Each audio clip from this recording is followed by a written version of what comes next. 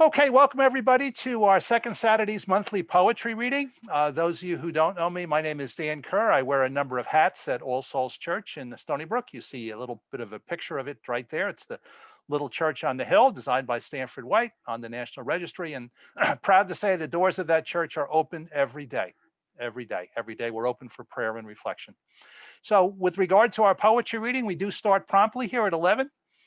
So thank you for coming in. If they come in late, we do admit them. It's been interesting to watch. We've been doing the poetry, we've only been doing it virtual since June, and we had about 3 or 4 years where we did it in the church. And it was always interesting to see if our starting time was at 11 o'clock, what time the poets would come wandering in. So what are the I think changes in our world as a result of these virtual sessions is that poets are becoming more punctual. So whether that will change with time, we'll have to see. Please keep your microphone muted. We believe in full inclusion, so everyone who would like to read will get a chance to read, but please do keep your mics muted so we don't get a lot of background noise. Also, as I tell my accounting students all the time, feedback is a gift. Feedback is a gift. Feedback is a gift. So if there's something that you see today that you like, if there's something that you see today that like you say, oh my God, I wish they didn't do that, let us know. And we've been, with Barbara's leadership, since we went virtual in June, we've been refining this and we've learned lessons and we do things a little bit differently as a result. So just afterwards, there's my email. It's very simple, danielbkerr@verizon.net. And we'll look forward to your feedback. The agenda that we're going to follow is pretty simple. I'll yak on for less than 5 minutes, welcoming you and getting everybody all set up, tell you just briefly some things that we do at the church. I'll introduce Barbara. Barbara generally has something she reads from a chat book, and then she'll introduce the other Barbara. So we got Barbara S and Barbara A, or Barbara squared, as I like to say. We do have an open read. So if you want to read, enter your name in the chat box, and I will recognize those names when we get to the open read in the order that they appear. We're scheduled to go from 11 to 12, and however, we will flex. If there's a lot of people that want to read, we will go up until 12:30 at the latest. What we found with these things, we've been doing them since June, we generally end up a little bit more than an hour, but we'll see how it goes. If you want to read, you'll definitely get to read. So we say 11 to 12, we may flex to as late as 11 to 12:30 if necessary. So Barbara, we're very fortunate to have Barbara Ann Branca as our featured poet today. So Barbara will read, she'll be the featured reader. And then at 12:30, we're going to stop for the open read. And then when we're done with the open read, we'll call Barbara Ann back for an encore. And then our poet laureate, Barbara Southard, will close the program and announce the exciting poet that we have coming with us in December. So the program is hosted by All Souls Church. I know you're here for the poetry. You're not here for evangelization or for me to yak on endlessly about the church. I just want to make you aware of a number of things that we do there. So this is the website. And if you go to the website, you can get not only the recording of this poetry reading, but all the poetry readings we've done since June. So you can always go to our website.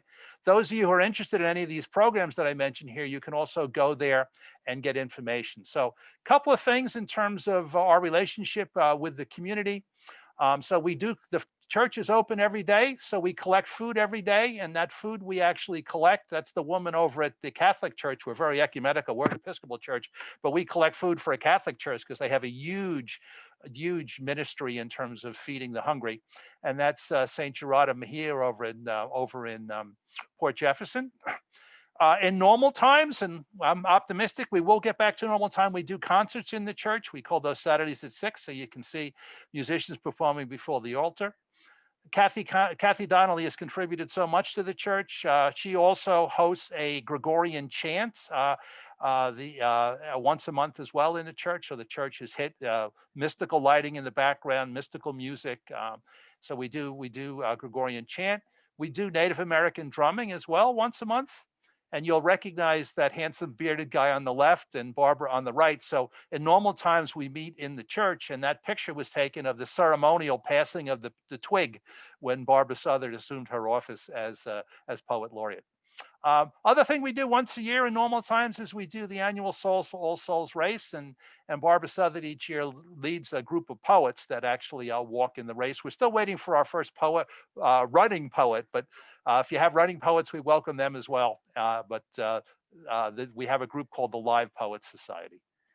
Okay, so that concludes my introduction. So at this point, I'm going to turn it over to Barbara Southern. Barbara, if you could turn on your mic, please.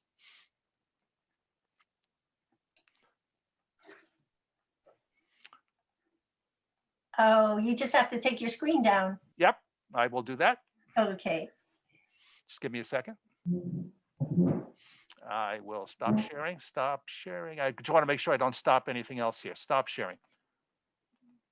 Okay, Barbara. Oh, great. Now I can see all of you. Just let me get set up here, please. You know, with Zoom, there's all these little things on the desktop that you have to do in order to get this whole thing started. This will only take a second. Okay. That's good. And while you were waiting, Pramila joined us as well. So very good. Well, welcome. Welcome to this Saturday. It's a beautiful Saturday, and I have the thrill of introducing Barbara, which I can't wait to do. But as you know, I always read a chapbook that I have from the many, many chapbooks I have in my bookcases of mostly all local poets. Some of them are from a long time ago, some of them are more recent. And the one I chose today was a poet, his name is Billy Hands. I don't know if anyone knows him, but I think he originally, I don't know if he still lives in Orient Point, but that's where, when I went to this, and it was probably at the barn, he read these poems. And the poem I'm going to read is about scallops, because it made me very sad, and yet it was such a beautiful poem, because the last 2 years we've had no scallop crop at all. They have, died because of viruses and global warming and many other reasons. And so this is a poem by Billy Hands from his chapbook from 2010. Scallop. One more scallop, and I'll take you back to the dock to get your cigarettes.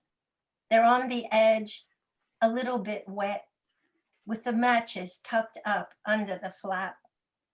One more scallop, and I'll be too short of a half bushel to brag about for weeks to come. This is something I've gotten used to. A change of clothes would be good. These 6 a.m. seats are so damp. Could I just drizzle my fingers down the blonde back of your hair? Try a little harder, you replied. Don't simply drag the net around. One more scallop, and I'll forget your name, this boat ride, this whole day. Billy Hands. And now it's my pleasure to introduce my friend Barbara, who lives not too far from me. And we've gotten ourselves into some difficulties. I think once we got locked in a parking lot in Port Jefferson Library. So Barbara is a writer and performer who straddles the arts and sciences, creating musical and poetic works based on her lifelong passions for the environment, music, and family history. Her chapbook of poetry, Flash Flood, and this is a book, Flash Flood, because I have that in my collection also. Published by Nino's Wine Press, is an irresistible, rollicking trip, iconic remembrances, playfully retold in a signature musical style. Unforgettable, once heard, writes George Wallace, writer in residence at the Walt Whitman birthplace. Her original poetry has also been published in several anthologies, including Polarity, E-Magazine, Pomanak, Interwoven, Grabbing the Apple, and Long Island Quarterly. Please welcome Barbara Branca. Well, thank you for that great introduction. And I want to thank you, Barbara, thanks, Dan, and thank you, Kathy Donnelly, for making this reading possible. I am going to read new poems from this pandemic era, mainly memories, mainly about loss, but some hope and joy mixed in, as I've spent a lot of time at the beach and in the woods. And I'm just going to run through nonstop. All Souls Day Blues. That was a song I wrote years ago, composed on a lonely mountaintop, scribbled on lined yellow paper, sung into the wind of a hawk's ridge, what I thought was earth-shaking and a revelation that now pales these days. But it's okay to spend a day salvaging a flower arrangement, pinching off decaying leaves and petals, as Vivaldi announces the change of seasons. Somehow, I'm at peace after serenading La Luna Blue last night, begging her for understanding and kindness to flood our world. Supermarket superhero.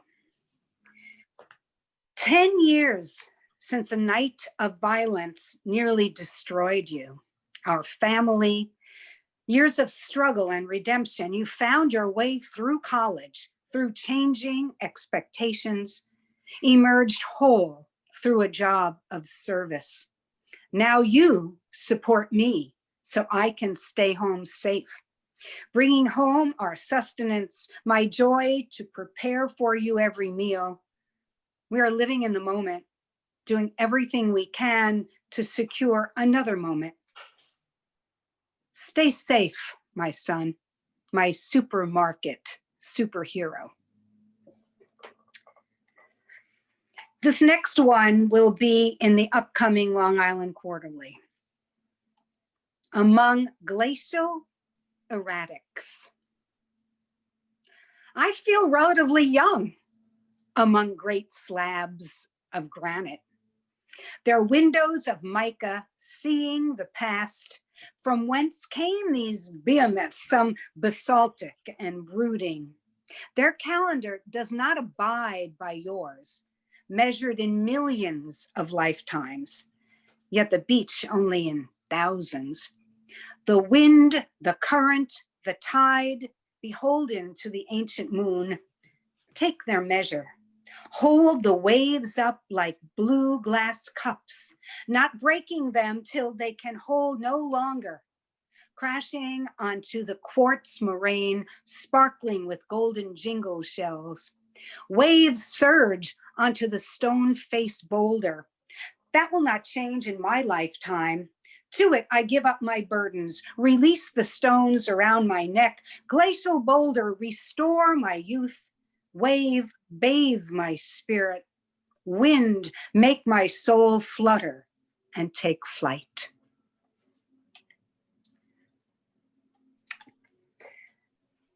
On the rock theme. This rock. 1. Sometimes I feel the bottom falling out in just about everything. The foundations are cracked. We flounder in our sinkholes. I have to grab onto something on the way down, something solid to work back upwards, something safe and grounding, like a rock, bedrock on which to stand. I'll make my stand, but not just on any rock. This rock. 2. We traversed the whole island by scooter, the smooth, narrow blacktop along high bluffs, the shore breeze in our hair, the dunes where we took off our wet clothes, a secret place to eat figs, feel salt stains dry. Demetra knew the road to the ancient quarry, dry, treeless hills of Marathi, not far from Parika, where slaves and artists dug tunnels, marble prized since the 5th century before Christos. Sculptures in Delos and Delphi, Athens and Olympia. 50 years since I carried this memory stowed in my pack. 5,000 miles zephyred home to the new world. 3, in a state of grace, meditating up the scale in full voice, resonating still, I picked up that rock from Paros as if for the first time. It showed me the right way to hold it, consecrate it, where I could cradle civilization in the palm of my left hand. Its bottom ridge, safely between 2 fingers. It's heavy, yet light as summer on your skin. My right hand hovers over it, finding its energy, keeps it from dissipating randomly. My thumb anchors the front. My fingers caress the shiny facet, the translucent Parian marble. Like human skin, rich in emollients, what the Greeks treasured, quarried, chiseled, smooth faces, arched necks, strong arms, lifted torsos, powerful legs, round buttocks, living in this piece of rock, idolized for millennia to come. O Nike of Samothrace, O Venus de Milo, give me strength, a connection to the many from eons ago, those who will come after. I welcome them to my home, thankful for my foundation. Mine eyes gaze upward to the roof of the Parthenon. This is where I make my stand on my island, this island. This is how I hold a rock, this rock.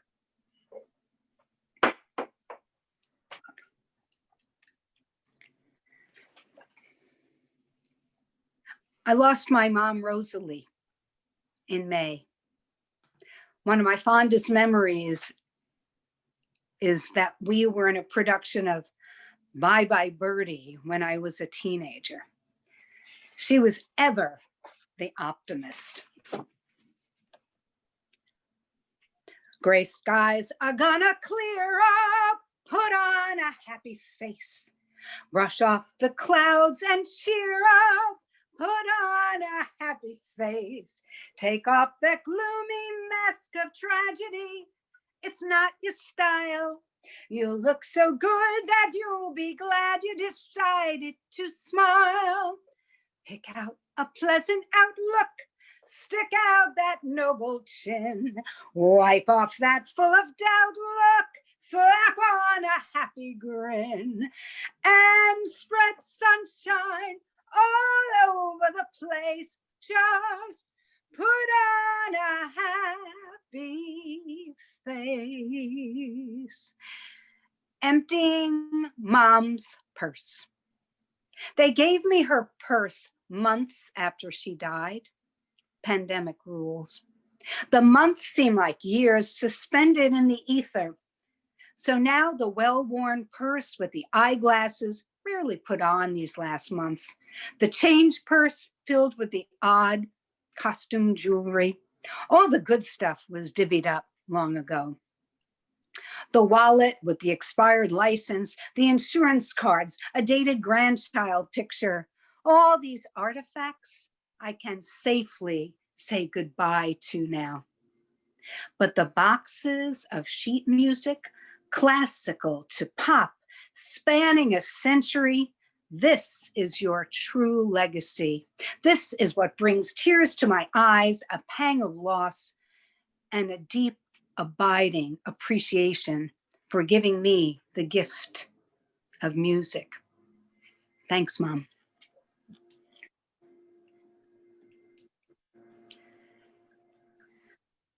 She named him Rocco. Katerina pinned all her hopes on him, Rocco.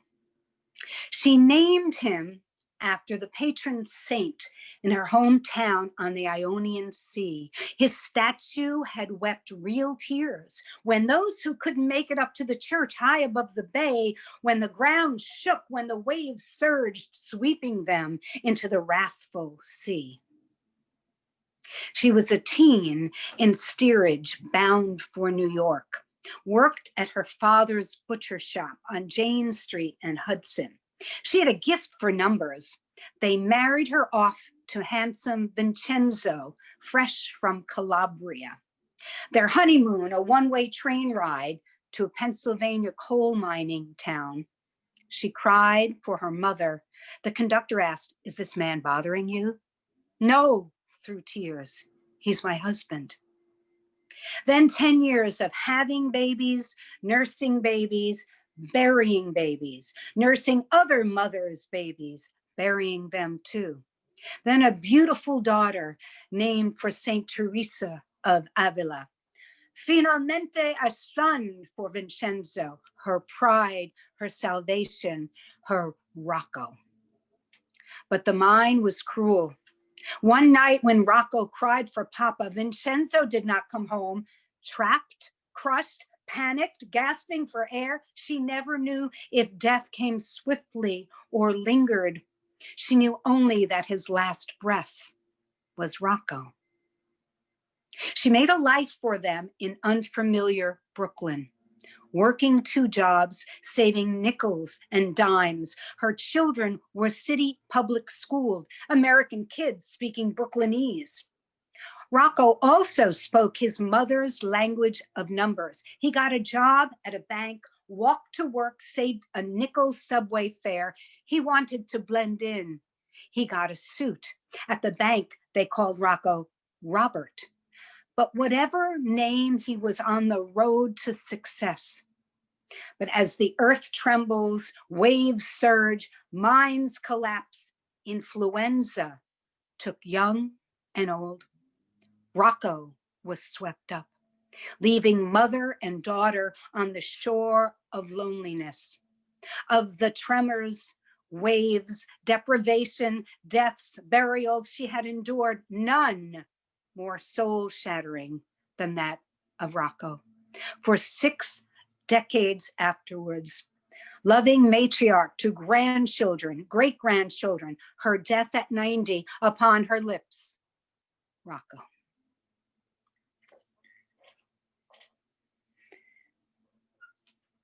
On a much lighter note, but also a little bit of an Italian theme. You can't socially distance in the Italian pork store. There's so much more than pork, but there's only one slim door for both ingress and egress.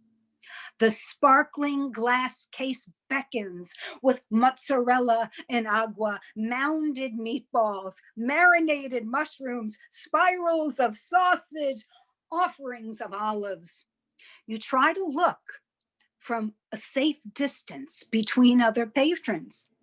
Feasting eyes track row upon row, across and down, until you must zoom in for a close-up. Crusty loaves of semolina soldiers, seated or unseated, choices not to be made lightly. The door jingles open. All eyes scroll right. Another masked dreamer enters to gaze and graze. She seems safe, like extended family. What if the floor magically moved everyone to the next station? But alas, I may not have that perfect view to say to Fabrizio, late of Naples, "Yes, that's the one," as dancing eyes flirt above his black mask.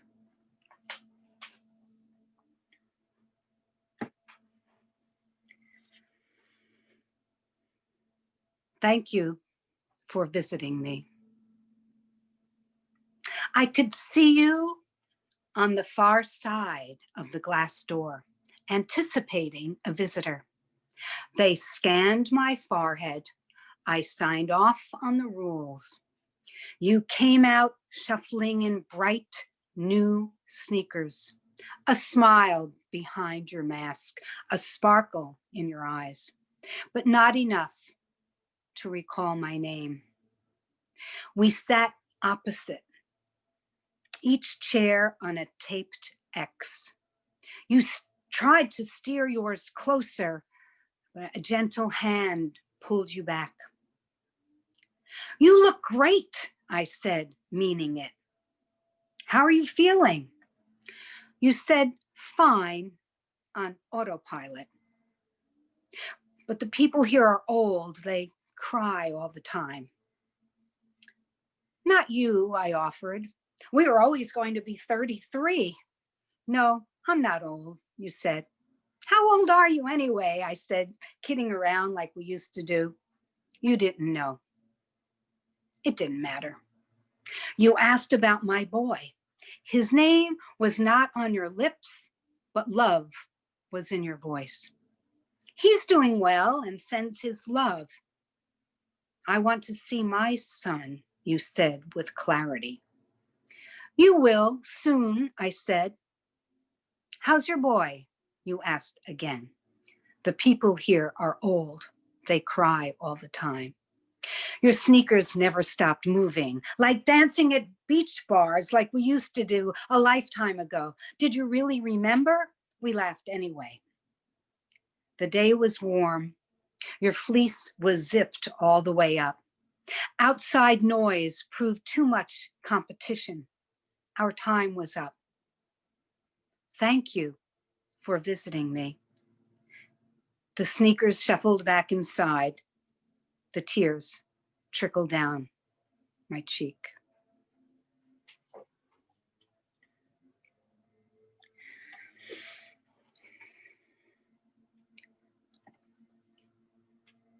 Folk singer.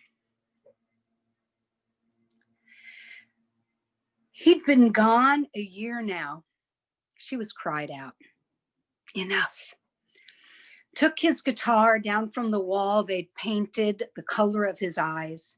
Gingerly, reverently, she held it to her breast, sad at the dust clinging to the warm wood, clouding the mother of pearl inlay they'd watch a craftsman create. She slung the strap over her neck and oh so quietly let fingers find each string high to low, remembering chords taught by Brother Pete along the Hudson, strummed years ago at peaceful candlelight vigils, upstate college campuses and inner city Head Start, at that scary protest in DuPont Circle, in Jim Crow luncheonettes and laundrettes in Alabama, where that Okie from Muskogee yelled, "Get a haircut, you draft dodger." We were singing for freedom, justice, peace. What would he think now? What should we do? In her head, she heard him answer, "Sing louder. And please get that thing tuned." So, one more.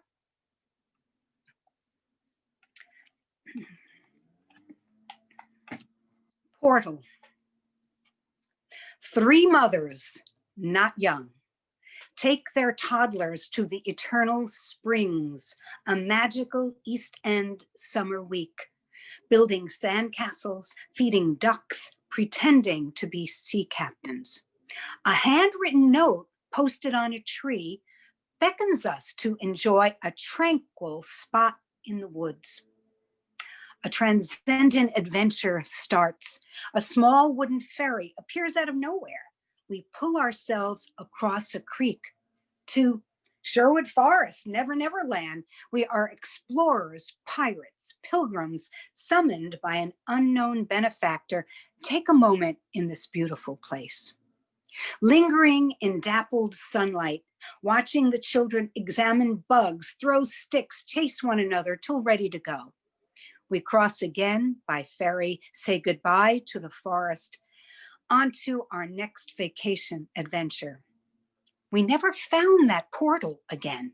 We sought repeatedly to find this promised land. West of Montauk, north of the highway, east of Hawks Neck. Was it a long old stone highway? Cranberry Hole Road? Albert's Landing, perhaps. Decades later, we shut our eyes, see all of us, the wonderment of youth, hear laughter of 6 ageless children.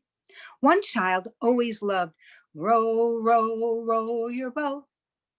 We sang it at his memorial. 2 children have followed their dreams. 2 mothers have too. 1 mother is still here, but not here. Merrily, merrily, merrily, merrily, life is but a dream. When is it our time? When does that portal open again for each to ferry us gently to the other side? That was beautiful, Barbara, on many, many levels. There's the chat Thank you. is usually reserved for people to put that they want to read, but there's some wonderful things that people reacted to your poetry, which I'll copy for you. Thank you. Thank you. Okay, Thank we're you gonna very much. we're gonna move to the open read. So just bear with me a second. I got to change my screen a little bit. So with the open read, we have some guidelines. Okay, there we are. Okay, so I'm going to read the names as they appear. So as I read your name, what you need to do is you need to be prepared to turn on your mic. Please don't turn on your mic, however, until your name is read. Okay. Please limit all poems no more than 5 minutes. I have a little stopwatch here, so I'll do my James impersonation after 5 minutes. I'll turn off your mic. I've never had to do that yet since June, so let's keep it that way. Wait to be called upon. And when we're done with the open read, we will give everyone an opportunity to read. And once I go through all the names as they appear, then what I'll do is any of you who can't figure out how to put your name in chat, who want to read it, Herb, I already got you down there. Just raise your hand or turn on your mic, and we'll make sure everyone gets a chance to read. So we're going to go in this order. So we're going to start with Maggie. So Maggie Bloomfield. So I'm going to read them in threes, followed by Herb, followed by Bill.